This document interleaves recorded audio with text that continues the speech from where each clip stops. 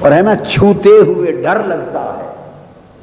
تو وہ بدن اتنا لطیف تھا کہ یہ جو مکھیاں ہوتی ہیں وہ بھی قریب نہیں آتی تھی بیٹھنے کے لیے کہ نہیں یہ بدن ایسا نہیں کہ ان پہ بیٹھا جائے.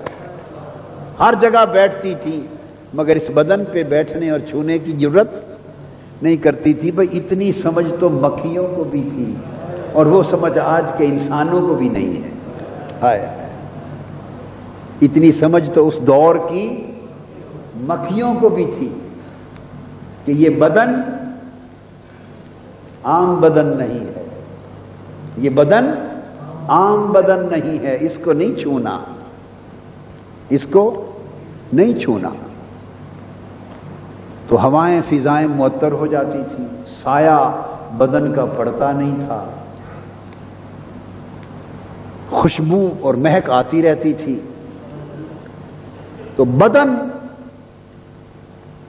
جس کو علائق سے, جس علائق والے بدن سے نکال کر سبحان کرنا ہے, اس میں تو علائق پہلے نہیں ہے.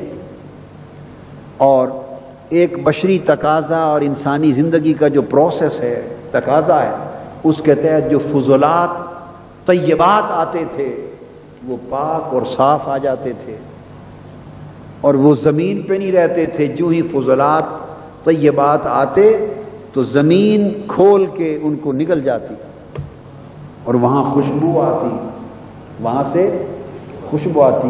تو نہ اس بدن کے فضلات تھے عام فضلات کی طرح, نہ اس بدن کا پسینہ پسینوں کی طرح, نہ اس بدن کی کثافت. تو اس بدن میں تو علائق تھے ہی نہیں, علائق تھے ہی نہیں. تو پھر لیلا کیسے, مراد کیسی, آپ سمجھ گئے. تو ہمارے اس دنیا اور کائنات کے اعتبار سے تو وہ روشن تھا, وہ روشن تھا, مگر چونکہ مقام سبحان پر نہ تھا تو مقام سبحان کے بالمقابل وہ لیل رات تھا. وہ جو اس کی شان سبحان ہے اس کے مد مقابل وہ اس کو لیلا کہا. وہ بدن تھا, ہمارے حساب سے تو وہ بدن بھی نہیں تھا, بدن والوں کے حساب سے تو بدن بھی نہیں تھا, اس کائنات کے تقاضوں کے حساب سے وہ بدن نہیں تھا, مگر سبحان کے بالمقابل وہ بدن تھا. تو اس نے فرمایا سبحان الذی اسرا بعبدہ, پاک ہے وہ جس نے چاہا کہ میری اس سبحانیت کو کوئی دیکھے سمجھے تو صحیح, کسی کو اس کا نظارہ تو ہو. جیسے اللہ پاک نے فرمایا کنت کنزا مخفیا فاحببت ان اعرف, کہ میں ایک چھپا ہوا خزانہ تھا. چھپا ہوا جب کائنات میں کچھ بھی نہیں تھا, محض عدم تھا, تو فرمایا بس میں تھا اور ایک چھپا ہوا خزانہ تھا, بس میں نے چاہا کہ جانا جاؤں, میں نے چاہا کہ جانا جاؤں. اسی حدیث قدسی کی روح سے وہ سبحان تھا, اس کی سبحانیت نے چاہا کہ میں جانا جاؤں. تو خود اگر وہ جانا جائے تو سبحان نہ رہے. آپ میری بات سمجھے نا, اگر وہ خود جانا جائے تو اسے تو جان پہچان چھو بھی نہیں سکتی. اگر وہ ایسا ہو جائے کہ کوئی اسے جان سکے تو وہ جانا تو گیا مگر سبحان نہ رہا. تو اگر سبحان ہے تو جانا نہیں جا سکتا. تو سبحان نے چاہا کہ میں جانا بھی تو جاؤں, اب خود تو نہیں جانا جا سکتا.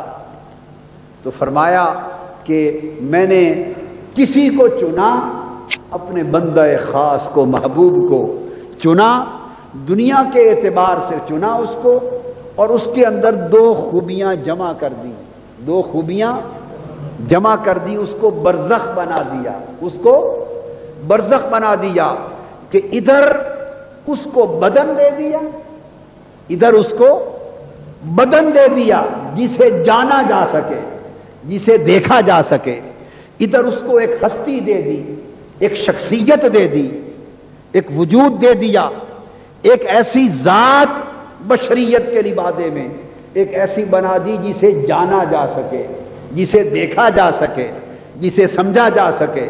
تو اس طرف دنیا والوں کے لیے اسے ایک جاننے کے قابل ہستی بنا دیا، اور وہ جو میں چاہتا تھا کہ مجھے جانا جا سکے، تو ادھر سبحان کا جلوہ معراج کی رات کے اندھیروں میں قاب قوسین او ادنا کے مقام پر بیٹھا کر مکان و لا مکان ہر شے پیچھے چھوڑ کر، جبرائیل و میکائیل کو پیچھے چھوڑ کر، خلق و امر کو پیچھے چھوڑ کر، دنا اور تدلہ کو پیچھے چھوڑ کر، او ادنا پر بٹھا کر، جب اور کچھ نہ رہا، ایک سبحان تھا اور ایک وہ تھا جس میں سبحان کا جلوہ اتارنا تھا، ہر شے ہٹا کر فرمایا ما زاغ البصر وما طغى، سب پردے ہٹا دیے، سبحان جلوہ گر ہوا، اور جس ذات میں جلوہ گر ہوا وہ ذات پلٹی تو سبحان کا نقش بن چکا تھا،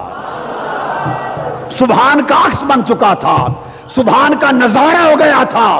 اب سبحان کو کوئی دیکھ نہ سکتا تھا، مگر وہ سبحان کا نظارہ منظر بن کر جب پلٹا تو وہ فرشتے، کون؟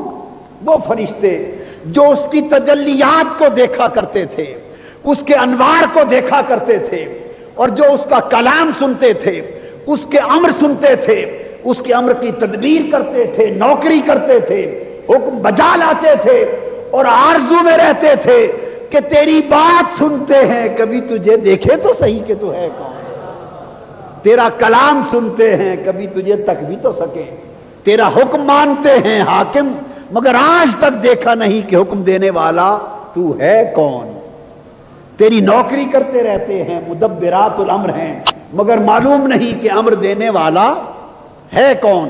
اس نے کہا اگر تمہیں معلوم ہو جائے تو میں سبحان نہ رہوں۔ آج ساری مخلوق کی چاہت کو پورا کر دیتے ہیں، آج ان پردوں میں ایک کو ایسا چنا ہے، اور پہلے علائق کیوں نہ رکھے، علائق ہوتے تو اس میں سبحان کا نظارہ کیسے آتا، اسے سبحان کا منظر و مظہر بنانے کے لیے بدن بھی تو ایسا چاہیے تھا جو بدن ہو بھی اور نہ بھی ہو، جو دیکھنے کو بدن ہو، دیکھنے کو بدن ہو اور حقیقت میں بدن نہ ہو، سبحان اللہ، جو بدن ہو بھی، دیکھا جائے تو بدن لگے اور چھوا جائے ہائے ہائے ہائے تو نہ لگے، تو ایسے کو چنا تاکہ اس میں سبحان کا نقش آ سکے۔ تو اللہ پاک نے فرمایا سبحان الذی اسرا بعبدہ لیلا، پاک ہے وہ ذات جو اپنے خاص بندے کو نکال کے لے گئی راتوں رات، تاکہ بے درد سوتے رہ جائیں، بے درد سوتے رہ جائیں، اور درد مندوں کو بلا لیا، راتوں رات لے گئی، اور جب نکال کے لے گئی اسرا بعبدہ لیلا، تو پھر لے گئی تو اللہ پاک نے بلا حجاب اپنی شان سبحانیت کا مظہر بنا دیا، اپنی تجلیات ذات اور تجلیات صفات کا مظہر بنا دیا۔ تو اس لیے چونکہ اس آیت کریمہ میں تو سبحان کا مظہر بنانا تھا، اس لیے صرف لے جانے کی بات کی، کیا لے جانے کی بات کی اور پلٹ کے آنے کی بات نہ کی۔ تو جو دینا تھا دے دیا، جو بنانا تھا بنا دیا، جو کرنا تھا کر دیا، جو بنانا تھا بنا دیا، جو کچھ جلوہ اس میں اتارنا تھا اتار۔ فَأَوْحَىٰ إِلَىٰ عَبْدِهِ مَا أَوْحَىٰ،